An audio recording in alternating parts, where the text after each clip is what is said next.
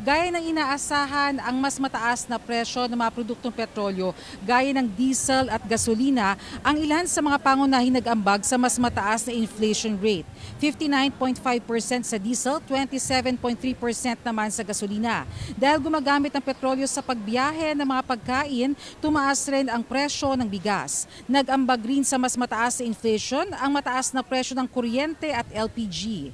Mas mataas rin ang inflation para sa bottom 30% o yung pinakamahihirap sa bansa na nakapagtala ng 4.2% na inflation. Maging sa mga lugar sa labas ng Metro Manila, diesel at gasolina rin ang pangunahing dahilan ng pagbilis ng inflation. Ang 4.1% na inflation rate ang pinakamataas mula noong July 2024 kung kailan naitala sa 4.4% ang inflation rate.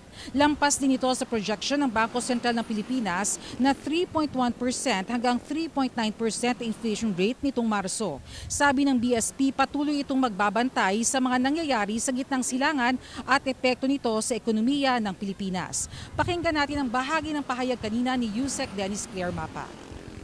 Yung direction niya sa ngayon is that it will continue to increase.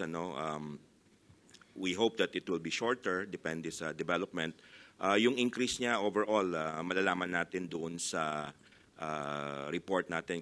Dahil sa mataas na presyo ng mga bilihin, marami ang pumila dito sa Kadiwa Center sa Bureau of Animal Industry para bumili ng benteng bigas. Pero kaninang alas 8 na umaga ay humaba po ang pila dahil nagkasabay-sabay yung mga walk-ins at yung mga nagpa-online appointment.